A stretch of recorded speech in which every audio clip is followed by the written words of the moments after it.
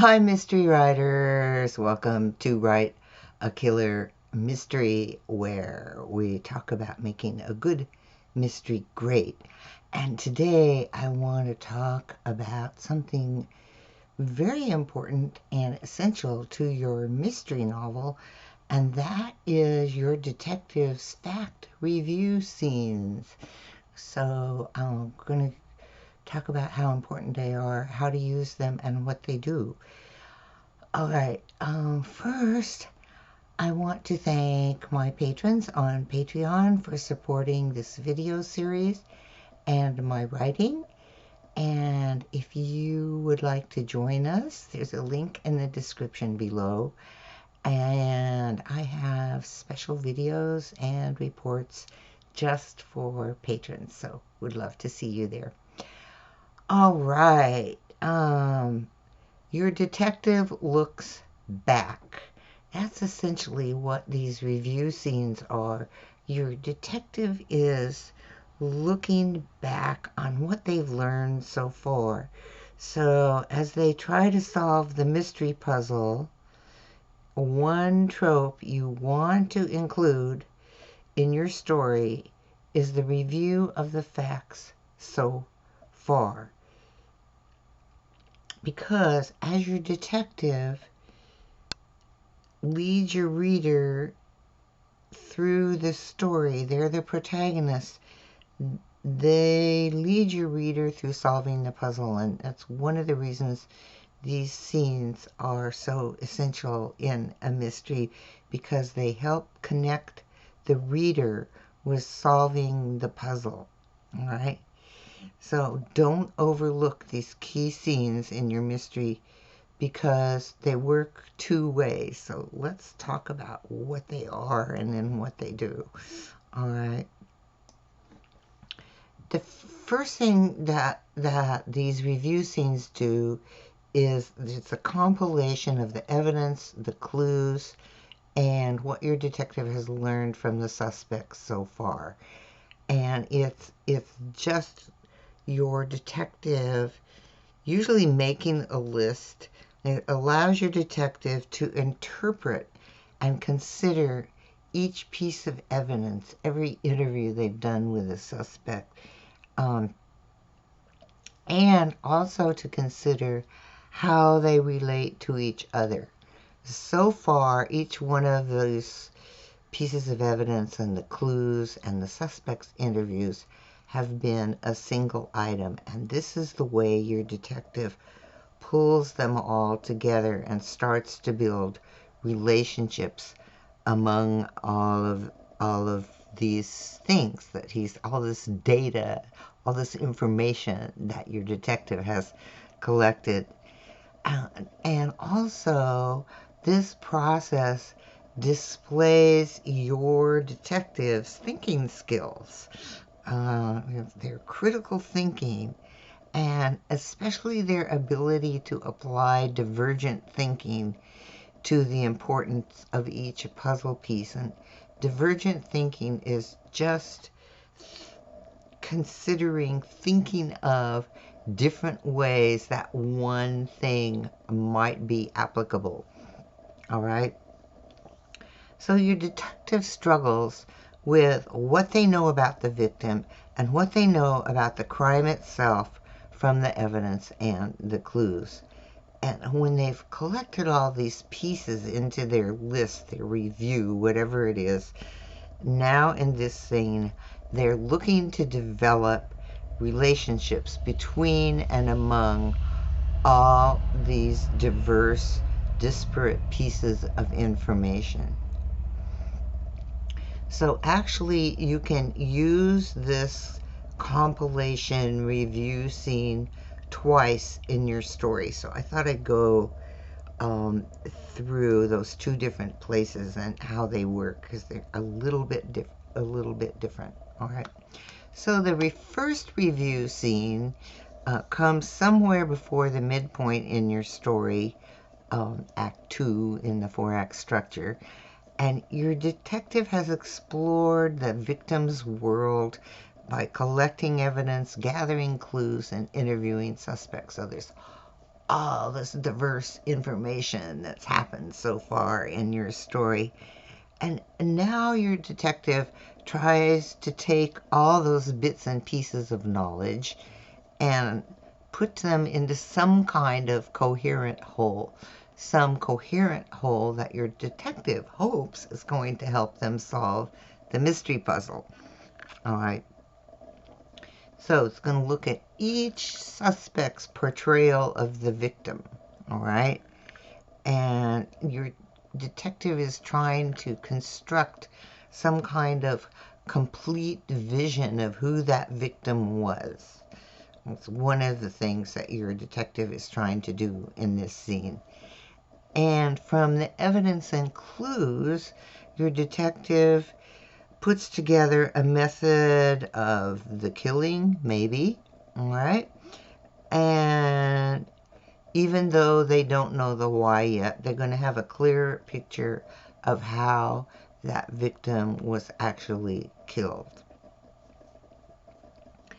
And, of course, your detective is going to try and to reach a conclusion about why the victim was killed. And in this first review, that usually does not happen because we're not even at the midpoint yet. And at the midpoint, your detective is going to look at everything in a completely different way. But now, your detective is trying, and they may come up with some false path to pursue that isn't going to work. At the same time, in this review scene, your detective may think outside the box. That's that divergent thinking I was talking about. So they're going to be examining different ways of interpreting not only the clues, but the suspect's statements. They wonder what a suspect meant by the way they described the victim, or the victim's relationship with another suspect, or the suspect's relationship with another suspect.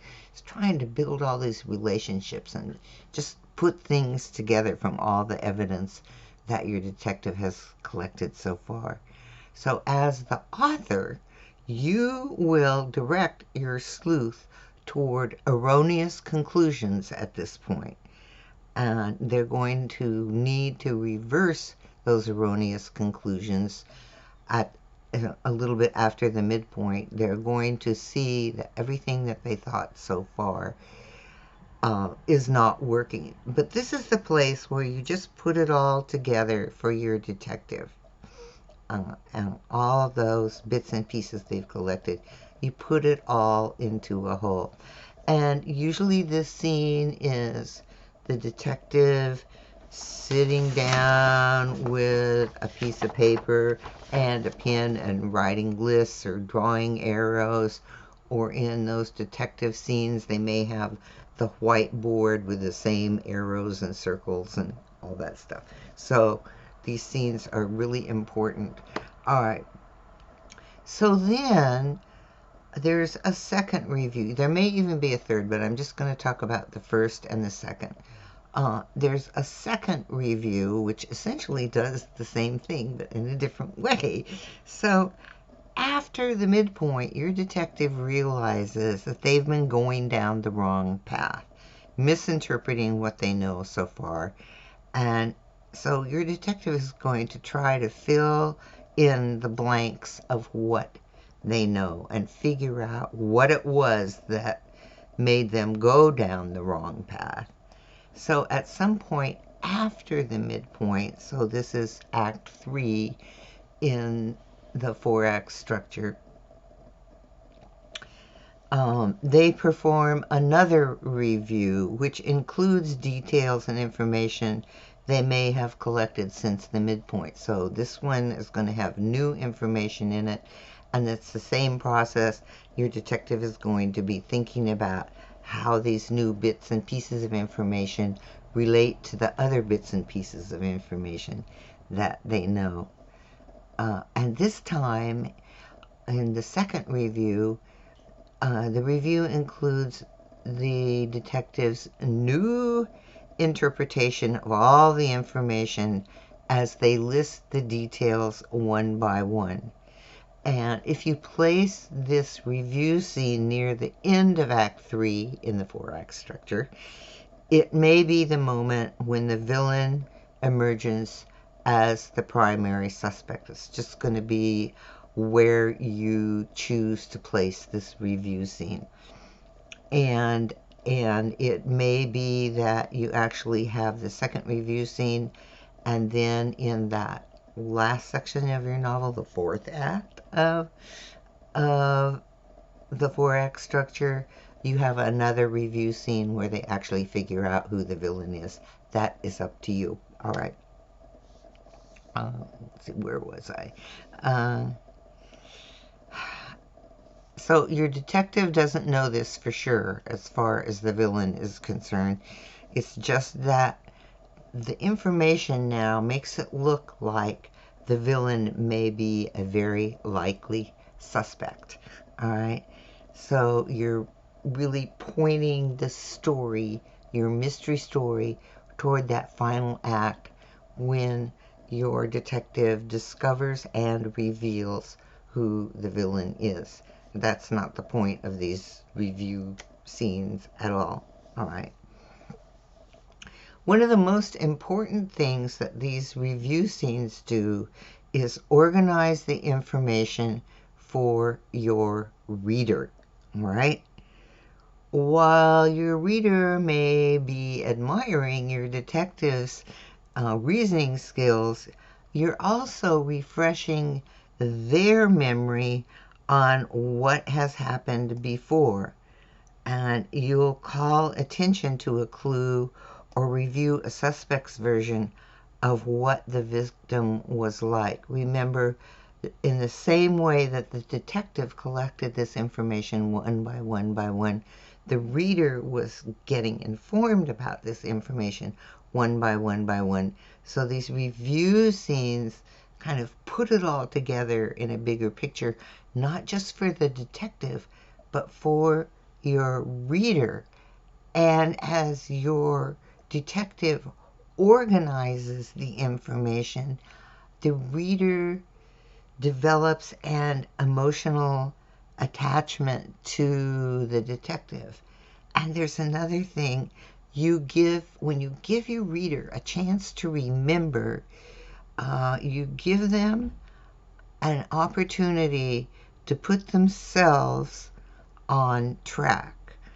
Because as your detective is reviewing the information, your reader goes, "Oh, I remember that," or "I knew that guy was fishy," or "she's a liar." So your reader is gets emotionally involved in what is theoretically just objective information. It helps your reader get involved with the information that your detective has to deal with, and so it gives them an extra emotional tie to your mystery. So while your detective is being deliberate and considering all these facts, all right, you're building an emotional connection with your reader, and that's a very powerful reason to include these scenes in your mystery. So don't skip these scenes. All right. You know your story, but your reader may forget, or even more important, they may not remember what they read 100 pages ago, or it could be several days or even weeks since the last time they picked up your story. I know we don't want that to happen, but that is the reality. And so these review scenes help refresh your reader's memory as to what happened and who said what and what their relationships were to the victim and what their relationships are to each other. So the review scenes do two important things in your story. They demonstrate your sleuth's thinking skills, and two, they keep the reader emotionally involved in the main plot of your story, the mystery itself. So beginning mystery writers may leave out these scenes because they usually don't include action. and that's okay. It's okay for them not to have action. Remember, we have action scenes and reaction scenes. This is a reaction scene.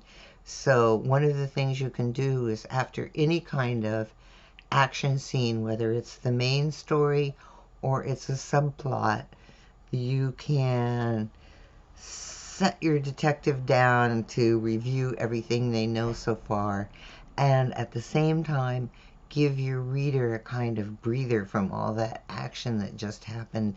And if it was a subplot, you're bringing the reader back into the main plot of your story. Okay, I think that's essentially what I wanted to cover today. If you have any questions about your detective's review scenes, please leave them in the comments, because they really are important. I think from our side as writers, when we know all this stuff, it's easy to forget these scenes or to skip these scenes, but they're really important in tying everything together and helping your detective see relationships. And they're also important to get your reader emotionally involved in actually solving the puzzle. Okay, so if you're a beginning writer and you'd like some guidance on how I want to write a mystery and how do I do it, my course, Write a Killer Mystery, is designed just for you. It walks you through every step of writing a mystery, from your initial idea until the end and all the steps in between. So if you're wondering what is this 4-act structure stuff, that's something that you'll learn in Write a Killer Mystery, and why the 4-act structure is a good way to structure a mystery. All right, thank you so much. Keep writing, and I'll see you next time.